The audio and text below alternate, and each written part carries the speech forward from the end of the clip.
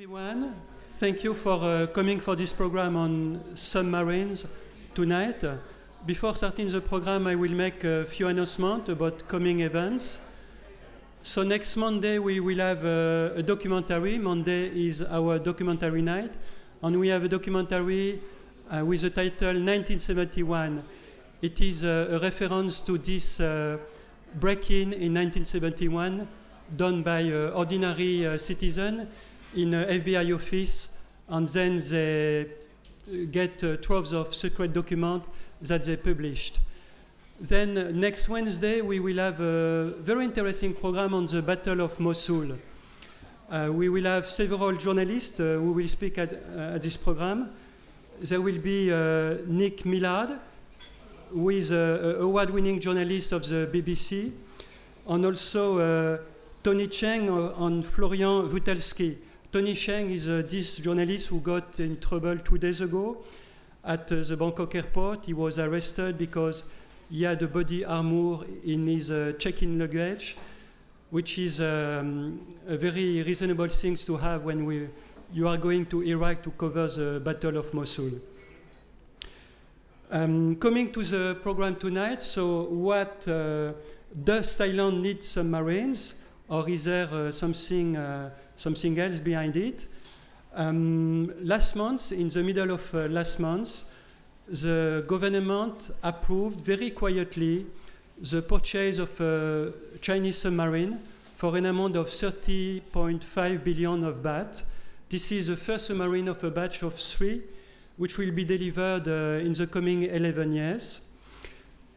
Before this decision and after, there was a massive public criticism from the media, from politicians, from part of the public.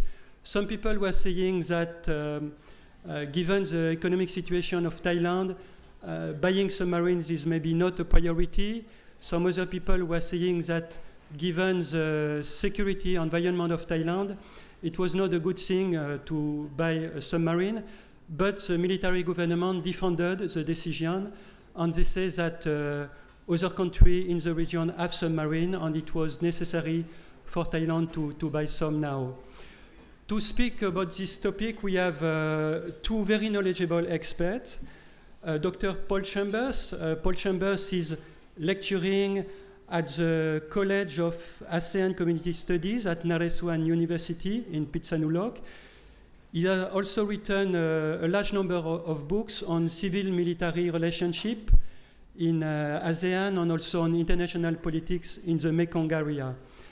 Then we have Kun Shanpen Taritoy. Kun Shanpen is an expert in the military industry procurement. She's running a private company which is working on this field, dealing with government and non-government clients. And then on our first announcement, we said that Anthony Davis will be also among the speakers, but actually there was a quid pro quo and a kind of miscommunication, and Anthony Davis was not contacted for this program, and he was even not aware that we had organized this program. So we apologize for this. It is a mistake from our part. Please, if the speakers can take position, and we will start by Paul Chambers.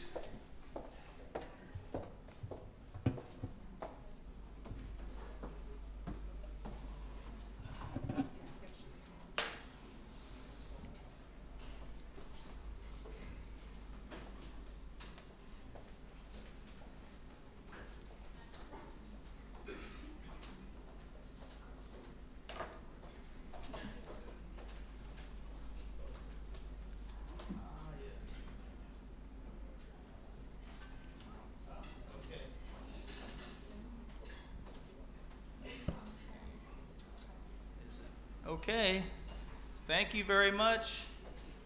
It's a pleasure to be here. It's a pleasure to be here. My name's Paul. I want to thank Arnaud and Dominic and the FCCT for having me here, and it's also a pleasure to sit here with Kun Shanpen. Thanks everyone for coming. So we understand that today that Thailand is acquiring submarine, a submarine at least, from China, okay? And it brings to mind what are the reasons, perhaps, for acquiring this submarine. What are Thailand's relations with the source of the submarine, being China? Okay.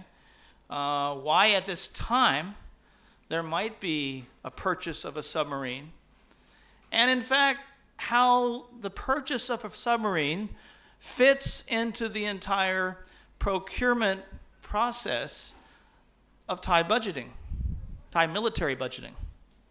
Okay, so I will speak, and I'll try to be as exciting as I can, but please bear with me. Okay, got it. Okay, so let's just look at the details. The evolution of this purchase. In 2015, the Royal Thai Navy formally selected China's Yuan-class Type 041 platform to meet a requirement for 3 submarines. Actually, the submarine base and fitting center had already been constructed in Sattahip. The Royal Thai Navy's Procurement Committee voted unanimously in favor of the submarine, which has been designated for export purposes S26T, modified export version. And then 2016, the Royal Thai Navy submitted a funding plan for its 36 billion baht submarine procurement project to the cabinet for consideration, with the expenditure to be tied over 11 years. Okay? So this is a tied over form of acquisition. And if approved, the first submarine would be bought for 13 billion baht between fiscal years 2017 and 2021. Okay. Second and third submarines would be purchased during the remainder of the 11-year period. Just this month, the Royal Thai Navy and Thai government signed a contract for one S26T variant of the submarine and a $390 million deal. Now, under the deal of submarine number 1, Thailand would be compelled to make 17 installment payments over 7 years. I use the word compelled because if Thailand returns to having an elected government, and that elected government might be opposed to that deal, it would be difficult to prevent the continuation of that deal. Okay. Now, the purchase of the submarines is part of the 20-year military reform plan. There's a 20-year military reform plan in Thailand which commenced in 2016. Actually, it's very much paralleling the 20-year national strategic plan, which will come into play when there is an end to military governance and elected governance begins. So the point is that the 20-year military reform plan could force future elected governments to abide by the decisions of that military reform plan. Okay, why? Because the strategic plan, the 20-year strategic plan, is to be overseen by a committee which has a lot of military officers on it. Okay. Interesting. Now, what are the purposes of the sale? Well, there's been a lot of purposes stated by the representatives of the junta. One, which Prayut himself stated, was the awe factor. We need to purchase subs that will impress the navies of neighboring Asian countries and also instill military pride. You know, we really need to do that with the Navy because the Navy has been suffering from a very low budget since even as far back as 1951. Okay. So awe, pride. Okay, number 2, keep up with the Joneses, you might argue, right? Keep up with neighbors. Indonesia and Malaysia each have 2 subs. Singapore and Vietnam each have 6 subs. Myanmar is planning to acquire 4 subs. So it's important for Thailand to begin to have some subs as well. Another factor, I didn't put a number here. Thailand has not owned a submarine for 60 years. So why not have one now then? Okay. These are not reasons that I'm giving. These are reasons that have been given. Okay. Another reason, well, you need a submarine, even if it's one, to protect Thai territorial waters, maritime resources, fishing areas, and seagoing trade. I guess the submarine with its rockets can, protects fishing areas and seagoing trade. But I'm trying to find a logical connection. Number 4, and this was stated by one general, explore the ocean. Okay? We need a submarine to explore the ocean. Next, now this might seem more logical, maintain military capabilities. And in fact, that's why you tend to have, how would you say, thin forms of security sector reform in order just to keep up military capabilities. Okay, military capabilities, though, for a submarine, Thailand hasn't had a submarine for so many years. Why would you need one, new one, to keep up the military capabilities of Thai submarine capacities? Next, maintain tip-top military weapons advances. I mean, after all, if the neighbors are using submarines that are technologically superior, we need to get something to keep up with the technology. Another reason, this is toward the bottom, support disaster relief. So submarines could act in support of disaster relief that could be carried out, I don't know, by Thailand's single aircraft carrier.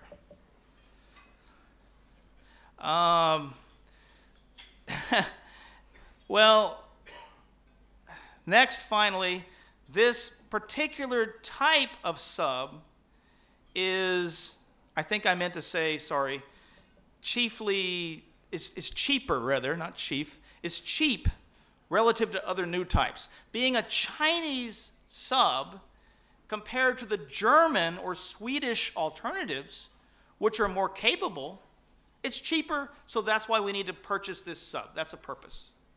Okay, so there's several purposes. I'm trying to find some logic. There could be one bit of logic in this, and that is to send a signal to Japan and the United States that, yes, we can purchase subs from China, so you better start selling us some things, some military hardware. But that has not been said. So, if there is a submarine that Thailand acquires, what are the maritime borders that the submarine would patrol? Well, there's a 1,093 kilometers of coastline in the Andaman Sea, part of the Indian Ocean, with Myanmar and Malaysia as neighbors.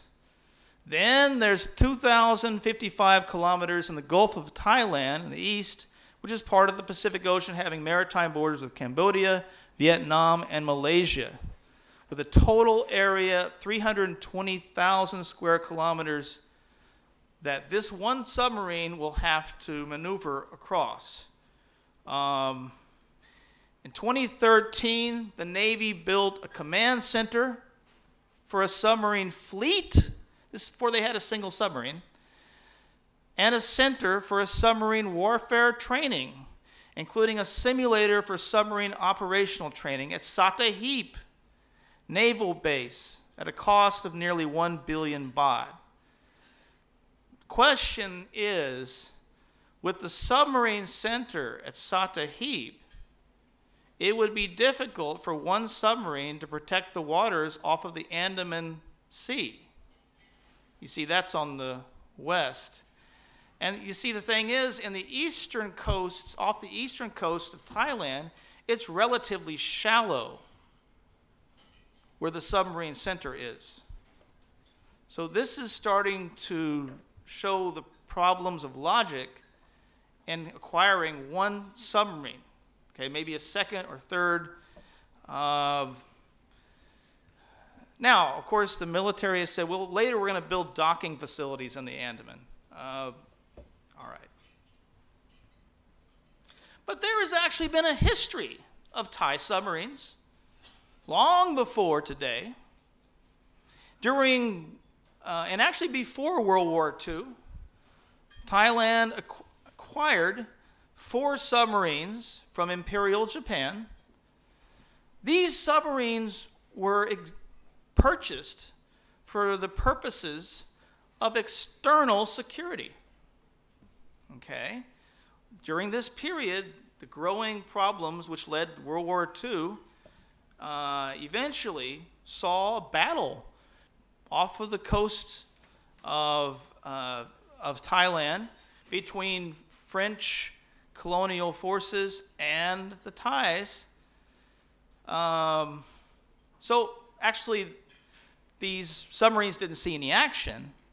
But to differentiate that period with today, at least during World War II, there was a reason, external defense, to have the submarines, perhaps. Okay.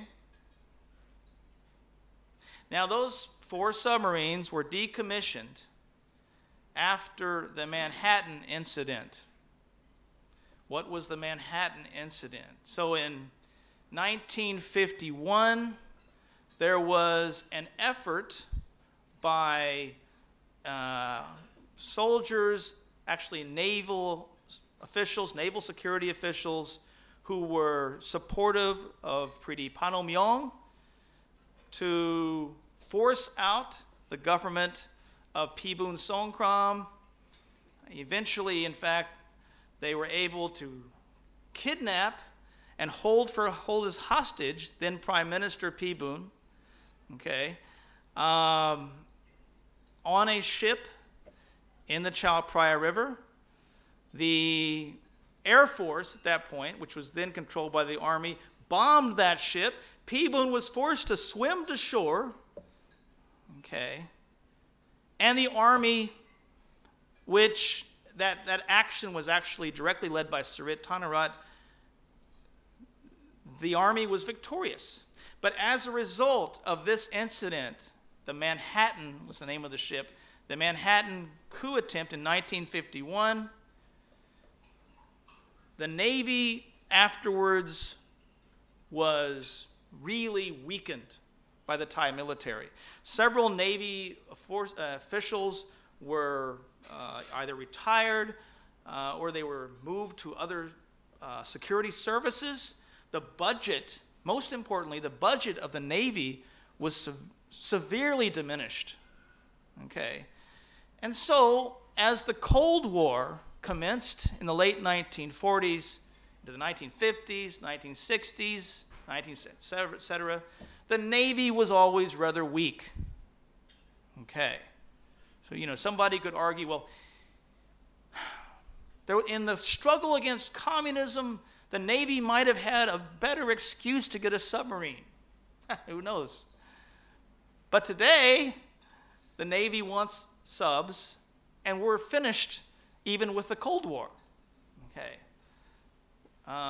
So it's an interesting time to want to have submarines, especially during an economic downturn.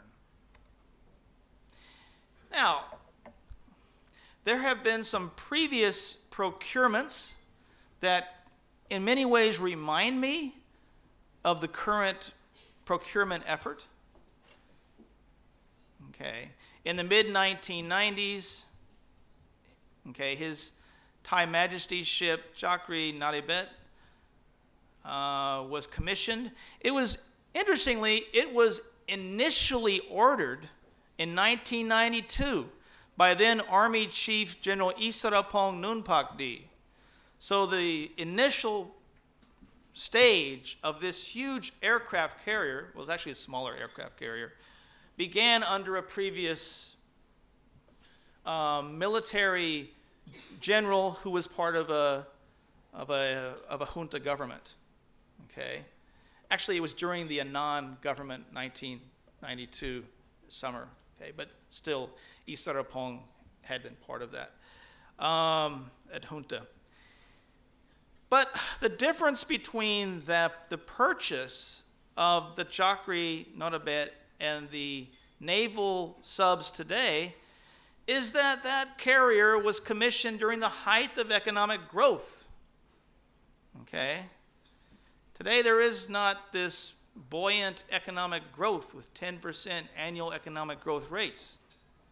Rather, the economy is in the doldrums. Okay? Well, what about the ship? If we were to look at that Chakri Notabet and think about what could be a comparison to what could happen later with the submarines, it's rather expensive to take out that ship on patrols. It is now often mothballed, actually. Okay. So one wonders why it was initially purchased. During the 1990s, by the way, China began to offer Thailand military hardware in the sense that 6 different naval frigates were purchased, including the HTMS Naresuan and the HTMS Thaksin, which were commissioned in 1995. But many naval officials, Thai naval officials, have seen the Chinese ships to be of lower quality, to be rudimentary, to have several different functional problems, and perhaps the only redeeming quality has been that they were relatively cheap compared to those from other countries. Okay. Now, I just want to say that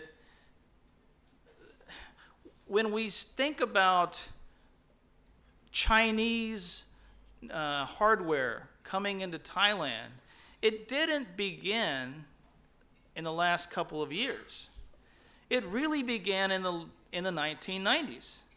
And the Thai government began to be more and more receptive of Chinese military hardware in the aftermath of the Asian financial crisis. Why? Because the Clinton administration took an increasingly blind eye towards Southeast Asia in what could be seen as a policy of benign neglect. Okay? This policy of benign neglect infuriated a lot of Southeast Asian countries who have suffered from the Asian financial crisis. When countries like Thailand asked for assistance from the United States, Robert Rubin, who was the Treasury Secretary, he said, well, go to the IMF. Okay? Japan had wanted to give some assistance, but the United States pressured Japan not to.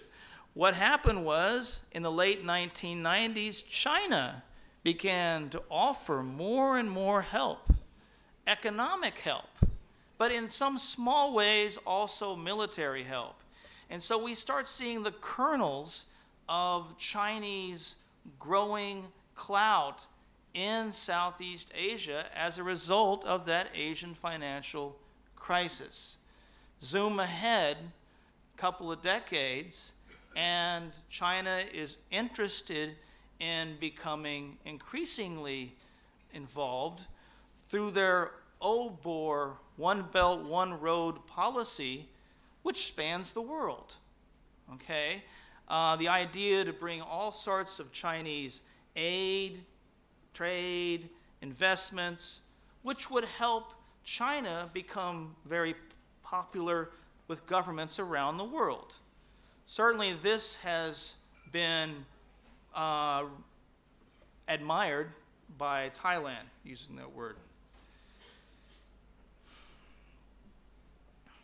I don't know if my slides are perfectly in order, but Please bear with me. Criticisms of the sub purchase. I think I've already gone through some. Yeah, I said Thailand has no external enemies. That's one criticism. Another, well, the economy is bad now. Is this the time to purchase the sub? So even that carrier that was purchased in the early 1990s, it was purchased during a buoyant economy. I said, okay, Thailand is surrounded by mostly shallow waters.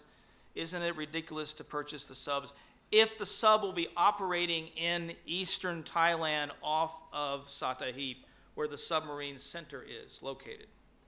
Actually, the submarine center should more logically be situated off the Andaman coast, okay, in terms of depth of water. Okay. Another criticism, doesn't the purchase of the subs simply contribute to the growth of a regional arms race?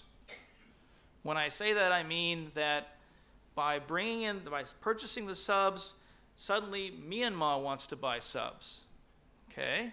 Then where does it end? Thailand next is going to purchase 49 tanks from China. What does that mean? Other countries might want to purchase some tanks. And it goes on and on and on. Okay? Another criticism is the purchase of the subs drawing Thailand further into Chinese dependency. Okay? Aren't the Chinese subs subpar compared to submarines from other countries? Is the purchase of the sub simply a payback to the Navy for supporting the 2014 coup? Well, that's supposition, but I think we need to consider why the subs were able to get purchased by the Navy now. And in the past, submarines were not able to be purchased. And in fact, if you look over the history of naval attempts to increase their budget over time, the Navy has been very unsuccessful. The Air Force and the Navy, since 1951, have generally had half of the budget each of the Army, or sometimes less. Okay? And for many years, from the 1990s, there were attempts by the Navy to acquire more military hardware, but they couldn't. But this time, there are some important individuals who have some clout, some power to perhaps affect success for naval purchases. First of all, the Navy Chief of Staff, whose name is Luchai Gabnat, is the brother of Luchai Rudit, who's the brother of Gabnat Rudit, former Deputy Army Chief, and he's currently on the Privy Council. Okay? Luchai Rudit, besides being the Navy Chief of Staff, he's the head of the Procurement Committee, okay, under which the purchase of the subs would take place. It's good to have a person in a high place with connections to the junta, and that can certainly affect a successful purchase. Okay. Another important person who could affect the success of the purchase is Admiral Senator Sitawat Wongsawan, who happens to be the brother of Deputy Prime Minister Prawit Wongsawan. Okay? With such important people in high places, then procurements can be much more successful, even at a time of economic trouble in the country. Okay. China. The role of China.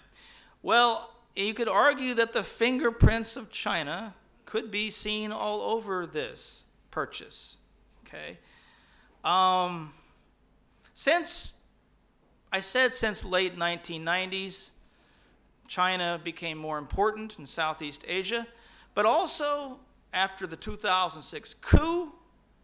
After the 2006 coup, the United States was, by law, not allowed to sell weapons to a coup-born government. Okay, that's just by law.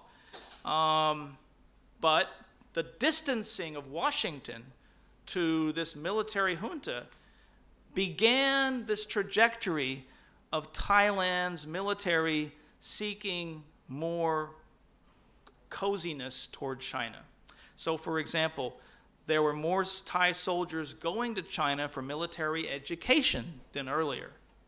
Okay? There began to be more projects in the pipe works for Thailand to acquire Chinese hardware. But those were in the pipe works. Okay.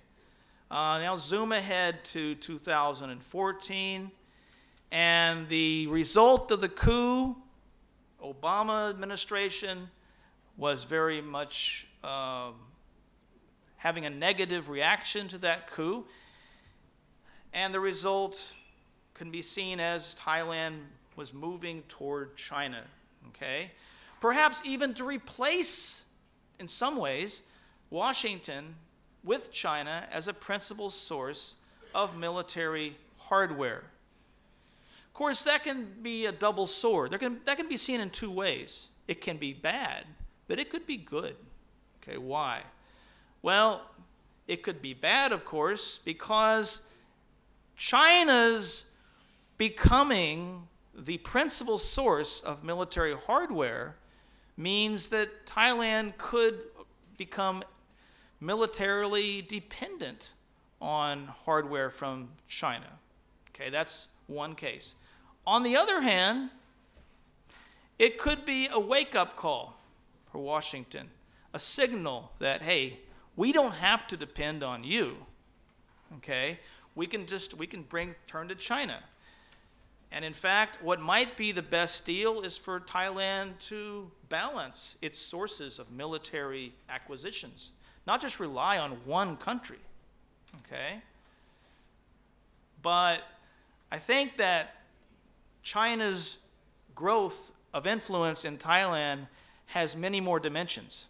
So as part of this deal for Thailand to acquire the submarines, Chinese military advisors will be stationed in Thailand for 2 years to train Thais on the use of the submarines. Okay? Military advisors stationed for 2 years. What does that mean? Military advisors is a form of sort of an impermanent stationing of Chinese soldiers in Thailand. Okay? And when the tanks are acquired for the army, increasingly, there'll be some advisors to train the Thais for that too. So you end up having more Chinese military advisors or military personnel stationed in Thailand. Okay? Number 3, the Navy, the Royal Thai Navy, will increasingly send personnel for training in China for the next 3 years. This is the first contract. Okay? Meanwhile, at least since the coup of 2014, you have increased China-Thailand joint military exercises, while Washington has backed away. The navies of the two countries, the air forces of the two countries, the armies, of course, of the two countries. Okay? Now, certainly having these joint exercises is a way to study and learn new methods of military efficiency, but in addition, at least perhaps from Washington's point of view and perhaps Japan's point of view, there's a geopolitical angle here. Okay. Further, and this has caught the attention of a lot of people, Thailand and China will establish a joint military production facility in Thailand to manufacture and repair arms as a source of weapons parts for the Thai military, as well as Chinese military in the Southeast Asian region. So this production facility speaks to the fact that there is a growing evolution of a Chinese military-industrial complex stationed in Thailand that will benefit the Thai military, but also benefit the Chinese military in terms of the projection of power in the Southeast Asia region. At least that's what people are thinking from the outset. Role of China can also be seen in the fact that Thailand's military junta has been very approving of different Chinese foreign policy decisions. For example, China's blasting away of Mekong Rapids recently. Actually, they haven't. There's a survey team from China that's working to see about the blasting of Mekong Rapids so that ships can come through more easily. Okay, that's fine and well, but it seems to some that Thailand is catering to the whims of China. Similarly, by getting closer to China, the junta has potentially increased Thai dependency on Beijing while being perceived as China's ally by ASEAN states with claims to the South China Sea. So think about it this way. If Thailand becomes perceived by ASEAN countries as cozying up too much to China, it could bring about some hostile friction or some frictions with other ASEAN countries. Okay. I said before that China's policy is pretty clear. It's all part of this OBOR policy, one belt, one road, to bring Chinese aid, trade, and investment. Consider something else. The Satahip submarine facility that I just talked about earlier will be in eastern Thailand. Okay? Eastern Thailand is also where this Eastern Economic Corridor is to be situated, which gives investors 99-year leases on properties in that region. So what you could see is China's increased economic penetration in eastern Thailand, in this area. So what I'm coming to is just saying that the submarines are simply one indicator of growing Chinese influence in Thailand. Now, military budgeting and procurement. As I said, the Navy and Air Force generally receive less than half in the budgeting than the Army receives. Through the use of tied-over military budgeting, spreading the appropriations over several years, the military, it can try to guarantee for itself more military hardware for the future. Okay, and this is nothing new. Military's done this for many years. Okay, so with the Gripen aircraft that were acquired, this was also a tied-over purchase back in the late 2000s. Okay, although it was thought that some civilian governments could later stop that purchase if they wanted to. But there's one big difference today, and that is the submarines will be a part of a tied-over budgeting, and it comes at the same time as this 20-year strategic plan. The 20-year strategic plan is overseen by a committee that has military officials on it who can try to help guarantee that there would be some insurances that the military's tied over funding would occur. Okay? Now I just want to say a couple of things about the budgeting. Thailand's, and you can I'm sure say even more, but I just want to say one little bit, and that is that the budget reforms of 1959 really had a major effect on accountability and transparency in Thai budgeting today. Sarit Thanarat, who effected those reforms, centralized budgeting under the Prime Minister in 1959, except for the armed forces. The armed forces have always had a very opaque, non-transparent, and politicized budgeting process, okay? And such a process makes it difficult to bring in outside monitoring, of what's going on. Okay. Sometimes, in fact, there's preferential treatment for certain suppliers. Okay. Some bidders are able to, that have close connections with this military junta, get favorable treatment. There was one example recently of a company called Contemporary Construction. It's a company owned by by somebody. Very powerful. Okay. I have a limit here. But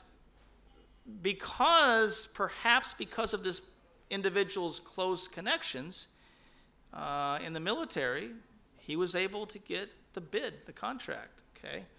It's not just Thailand. Many countries are like this. Another difficulty, though, in budgeting, okay, is, we always have problems in getting through the procurement process. Well, in civilian bureaucracies, there's a lot more oversight and monitoring by different groups. Okay, there's comptroller generals, internal inspectors. Okay, but in, for example, the Navy, the comptroller general has a lower rank than the chief of staff. Okay, so if you're the comptroller general and you have a lower rank than the chief of staff, you might not want to upset a decision made on a certain purchase. Okay. Not much more, I'm just about done. Now, I think the sub deal is only part of the continuing defense spending increases. So I talked about the tanks. Defense today ranks number 4 after education. The education ministry, finance, it ranks number 4 among different ministries for expenditures. Okay. Since the 2006 coup, Thailand has generally followed a pattern of year-by-year defense budget increases. So these expenditures grew 44.3% following that coup. 2006 to 2014, military expenditures grew 4-fold. The increase was 5% in 2015, 6% in 2016. Today, Thailand is the 3rd highest military spending in ASEAN. 2017 defense budget is about 7% of the total government expenditure during the year. Question is, during a terrible economic time, is this the right period to have these continuing military increases? And beyond that, is this the time to have submarines? Thank you. Thank you very much, Paul. Please, Kun Champagne. Sawadee ka. Good evening, everyone, friends of the Foreign Correspondent Club of Thailand, FCCT. My name is Chanpen Tum. I'm not a new face here. I know FCC since 1995. So I would like to share with you my experience working directly with the Thai government in terms of the procurement. Just not too long, like a Professor Paul, I just want to steal your time, only 10 minutes. I don't have any presentation, but I'm talking from my feeling working with the Thai governments. My first job that I won the contract with the Royal Thai Army. Since the Royal Thai Armies bought or procured the Boeing Chinook 47D, 6 of them. So what they need from us is looking for the foreign OEM or anyone who can authorize to work on their components, such as the front of the blade and the back of the blade, 6 front, 6 back, and including transmission engines and rotor head. What else I miss? 5 components items. So we look for the repair station who can accept by the Army that they are the one who can fix your aircraft, 6 of them, but 3 or 4 need to fly because of it's so not very well prepared that during the tsunami, so the Royal Thai government have to borrow the Chinook from Singapore. So that's why they're rushing us that, hey, can you look for someone who can help us to MRO, maintenance, repair, and overhaul the Chinook. So we deliver. But it is a lesson to learn that we have to actually making another contract with the repair in terms of the product liabilities. So I have a lot of lessons to learn from the working with the Thai governments. The first thing you do with them is you have to register yourself that the OEM it stands for the original equipment manufacturer, that is meet the expectation by the Royal Thai governments and do their own aircraft or whatever that you think is they can make it done according to their capabilities. And the second work that we succeeded is working with the Royal Thai Navy, that we doing kind of a purchase or procure the rescue hoist for their S26B. This kind of helicopter or the rotor wing is working with the naval division. So the first thing you do is you have to bring the documents, register at the supply department, and they have to be notary public. After that, you have to certify, bring all of these documents from the foreign country or the origin country to the Ministry of Foreign Affairs on Jang Watana Road, or I can say MFA, Ministry of Foreign Affairs.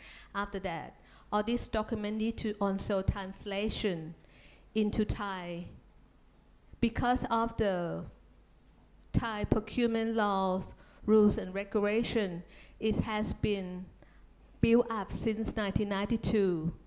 It means that the people who sign the contract with you, if you want the contract, at the end or the back of the house, they are the judge advocate or the people who are unable to understand English.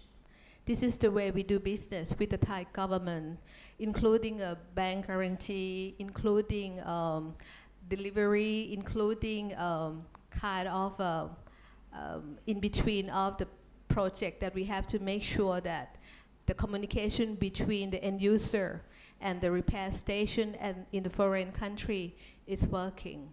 So this is the way of the Royal Thai procurement doing since 1992. But today it's changed a lot. According to the corruption law, so we have to make sure that we narrow that nobody can do anything under the table. So this is the law, a new law, as an enactment of the Law Act is already passed through the cabinet in this year, 2017, in February. So it needs about 180 days to pass through the Royal Gazette. And after that, we're going to use a new Thailand procurement law. And everyone have to register through the e-procurement at the controller department.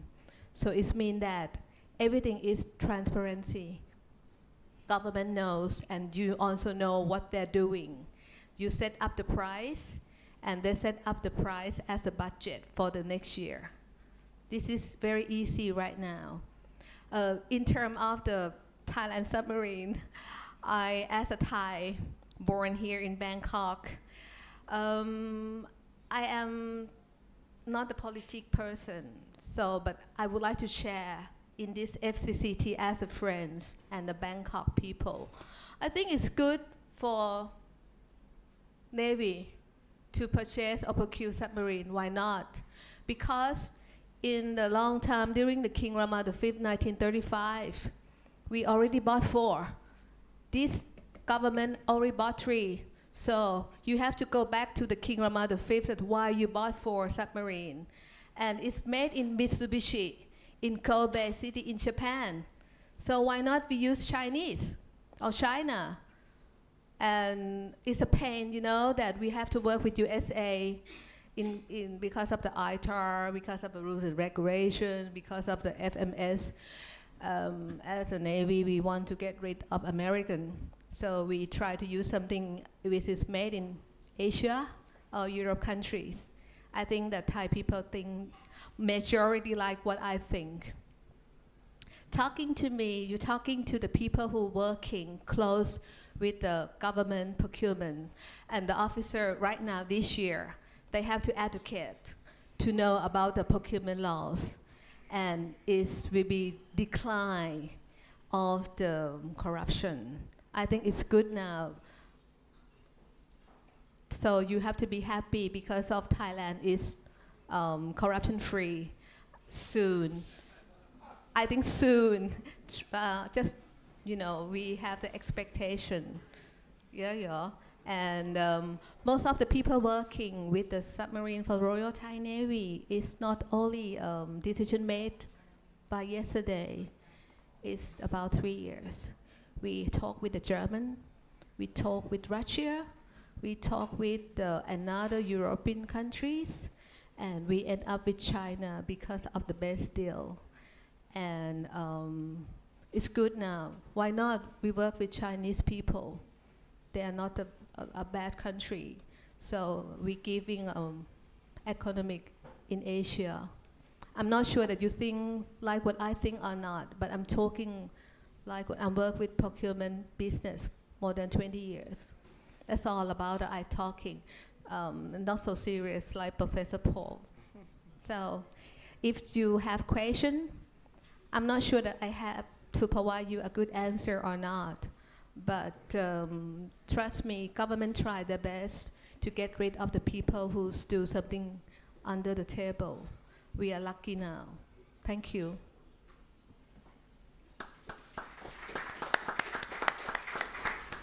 Thank you, Kun Chanpen. So now the floor is open. Anyone can ask questions, and please say your name and your affiliation.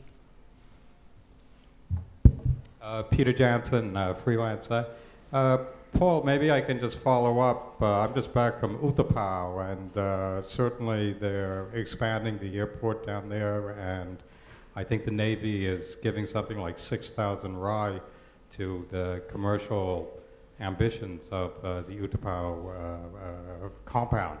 And it's been a bit of a sacrifice. I mean, if you've ever been down to Sattahip before, the Navy certainly enjoyed a lot of exclusivity down there, and I think that they are indeed giving away something by going ahead with this project. You know, you mentioned EEC very briefly, but do you think this might be sort of a deal that the Prayut has come up with the Navy that, you know, you help us out, because it's crucial to the EEC, Utapao, and the airport expansion there. And the Navy is very aware of that, and they certainly are sacrificing something. Kun Champan, I noticed that you are an MRO expert. I wonder if you can, it's not exactly about the topic here, but I mean, I wonder if you can talk very briefly what your impression of this project is at Utapao, this MOU signed between Airbus and Thai Airways International to build up maintenance, repair, and overhaul center at Utapao. I mean, have you heard anything about that? Do you agree with that? Do you think that's a good plan? Yes, because of a lot of OEM would like to investment the money and their know-how technologies to Utapao Airport.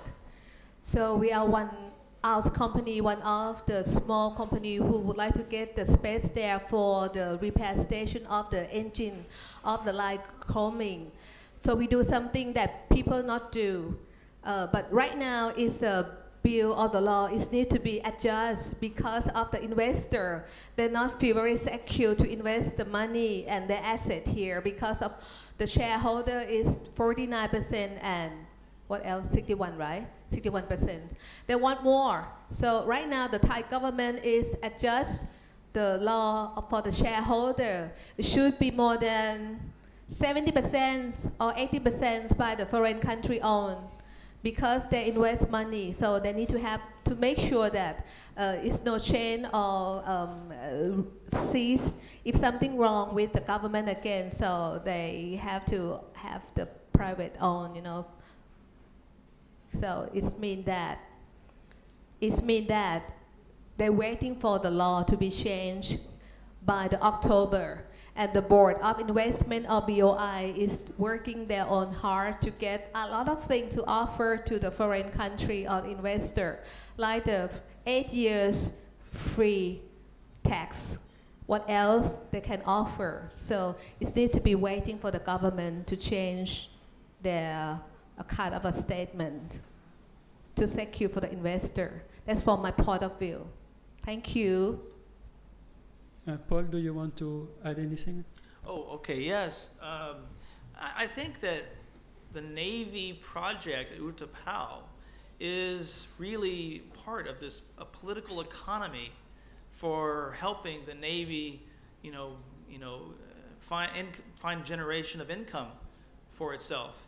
And the submarine base, will certainly have forward linkages that could help the Navy. There could be more income for the Navy.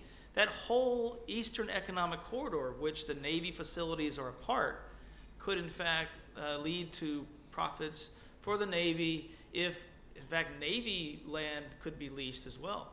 So I think we can see money being made for the Navy, which they haven't been able to have in the past. Yes, please.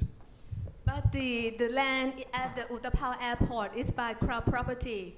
And this Navy have to be organized because it's their area.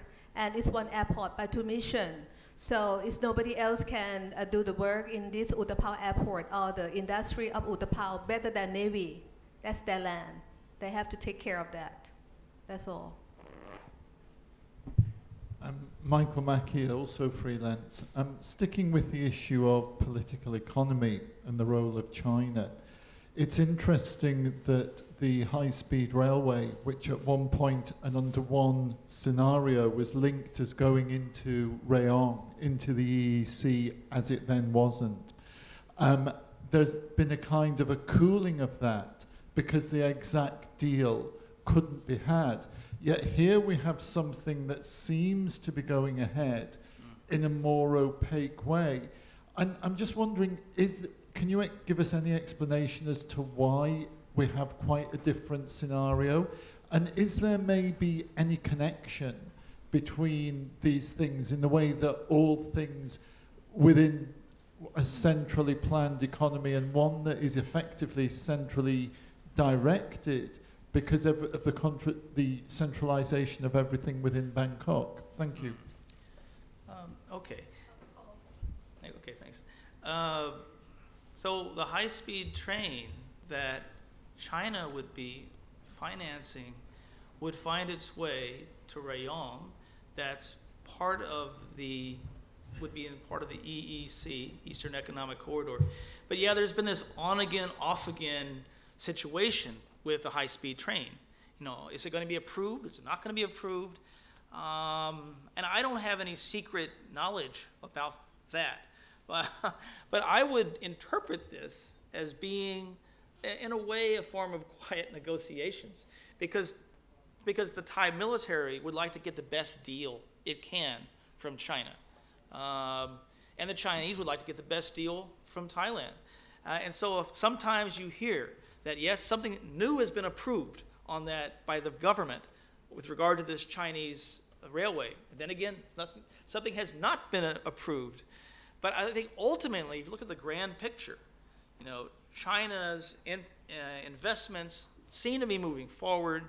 And I think slowly but surely there will be a railway coming to the Rayong, but probably for a price that is more feasible for the Thai government at this time. Yeah, Sean, please. Sean Crispin, Asia Times.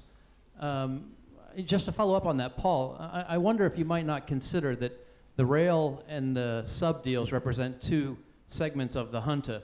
whereas Prawit Wongsuwan, the second most powerful general in the junta, is clearly the one behind pushing the sub deal, whereas Prayut and company were the ones that perhaps earlier wanted the railroad and then found that China actually wanted a 99-year lease along all the land around the rail and said, well, maybe perhaps we don't want to do that. So in trying to decipher, are we on with China or are we off, you have to decipher, you know, which side of the junta you're actually speaking to.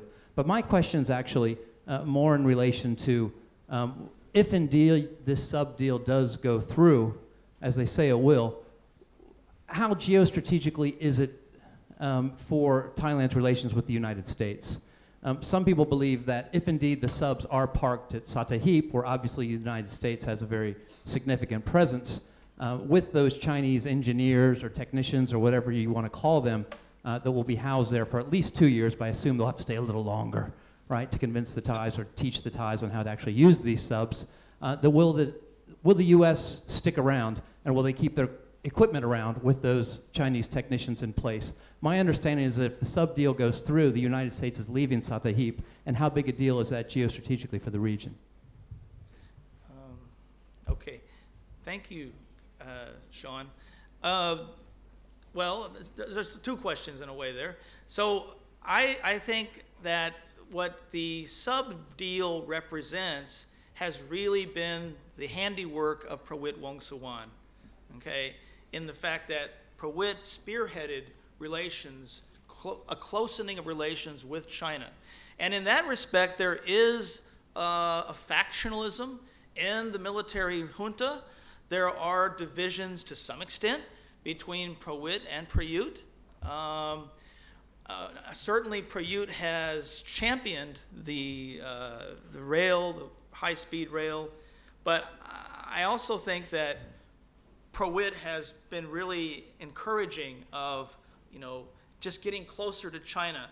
And he's also championed getting closer to Russia and supporting a Russian arms center.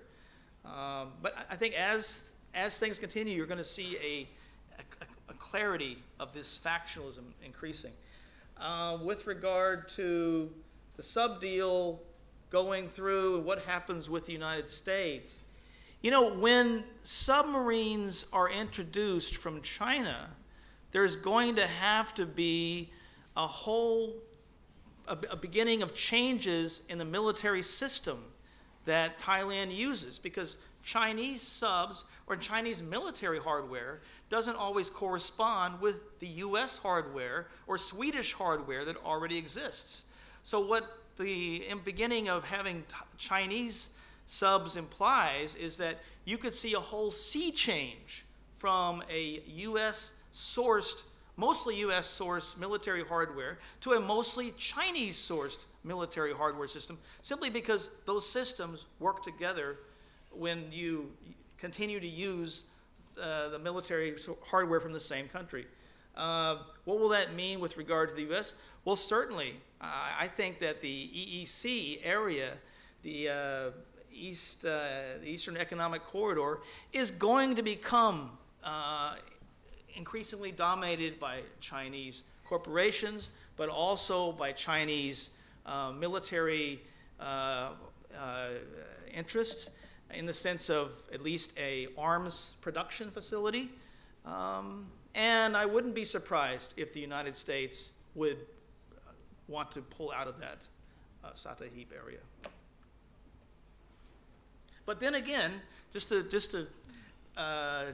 positive note on that, you could say Thailand certainly has a right to be cozy with whoever it wants to be. And in fact, Thailand could try to balance off the United States and China for Thailand's best interests. Thank you, Paul. Please, yes. Good evening. I'm Moto Jean-Marie. I'm a member of a club, and I have been in touch with several engineers in China, France, Vietnam, and I believe that I try to understand something. You know, Doctor, but I don't know. This is my question, very technical one. You know that with the submarines, there was a present. We don't know if it's a request from the Thai army or a present from China.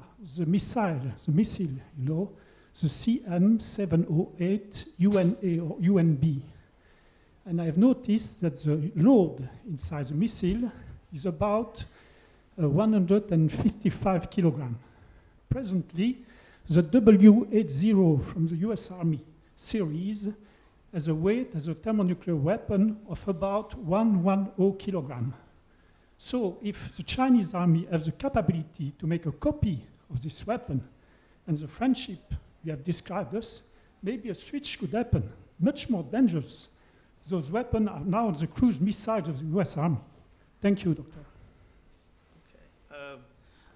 I'm sorry, what was your question again? The question is, if China has this capability of making copy of the W-80 thermonuclear weapon, you know, I'm sure, and if this missile, this nuclear weapon could be put inside the present offer to the Thai army with a submarine. Okay. I mean, there's always a possibility that that can happen. And I think it's too early to tell what the intentions are of China in Thailand. At this stage, we only know that there is a production facility that China will establish in Thailand. There are rockets that can be fired from the submarine that are coming along with the sub. But I don't know beyond that what could be for the future, what hardware, whether it could be or not. I just want to add that the power of those weapons, if they implement it, unfortunately, has 10 times the power of the Hiroshima bombing. Wow. It's 150 kiloton TNT. So you're informed. This is my question. Thank you, Doctor. Okay, thank you. Thank you. In terms of closer proximity between Thailand and China, and especially the Chinese naval presence on the Mekong River, is there any sign that other members of ASEAN are getting worried? I mean, I'm thinking, for instance, about Vietnam, knowing that there can be Chinese vessels on the Mekong. Is there any sign that there is some frictions here? As of yet, there hasn't been many. There have not been any indications of that. What there have been, though, are NGOs in Thailand, especially Chiang Khong, Thailand, Bangkok, Chiang Khong, and NGOs in Cambodia and Vietnam that have protested this. And you know, the question is, how closely affiliated are Vietnamese NGOs with the state in Vietnam? You know, also Vietnamese media tends to be a little sometimes outside of the orbit of the state when it comes to criticizing countries like China. So at this stage, I think that we see the drumbeat of at least civil society groups being angry at the survey by the Chinese to blast the Mekong River, the rapids. But eventually, in ASEAN, I really think only Vietnam would be the country that would openly criticize the blasting. Obviously, Prayut is not going to criticize the blasting since he's already stated that we can't criticize it. Laos is not criticizing it. Cambodia is not criticizing it at all, even though these are downstream countries that would be affected by it. But Vietnam, I think, is likely to do so in the future, but I think that would be the only one. The Mekong River Commission is a toothless talk shop. They are saying really nothing, and they can't do anything because China is not a member of the MRC. Thank you.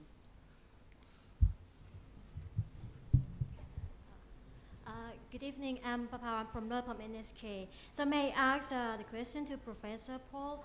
According to your analysis, geopolitically, we have the US as one of the many key players in the Thai military game at this point. Even the 2014 coup should reduce a certain level of support from the US in line with this law. But we still see a relatively stable amount of the US troops joining many military exercises with the US, with Thailand. The latest one is Garat, which is undergoing right now. So my questions, there are two questions here. The first one is there any possibility that the purchase of submarine, the Chinese submarine, could trigger such a reaction from the US? And the second question is, in your opinion, what kind of reaction from the US and the Japan would be after this? Maybe the first submarine or the second and the third submarine? Thank you. Thank you. I think the purchase of the submarines and then the purchase of the tanks is not being ignored in Washington and Tokyo.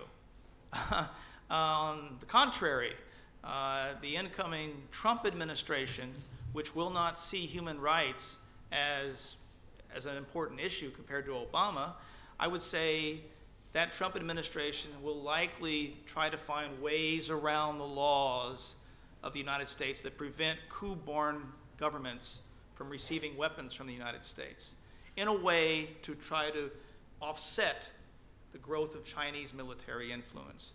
With regard to Japan, Japan is already sending some military hardware to the military government of Prayut and has plans to send more. Okay, this is what I've heard from Japanese sources. So the idea, though, at least for the Japanese that I've talked to, is that they're worried about the fact that China is so involved in Thailand, and they want to offset that.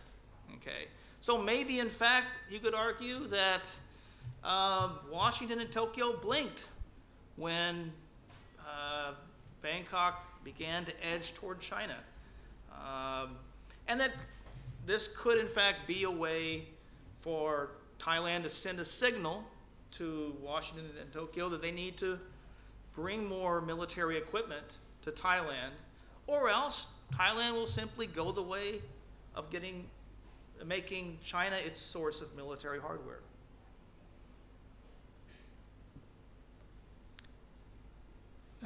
Are there any more questions?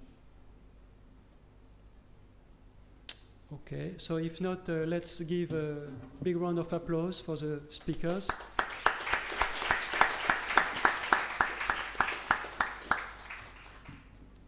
Thank you.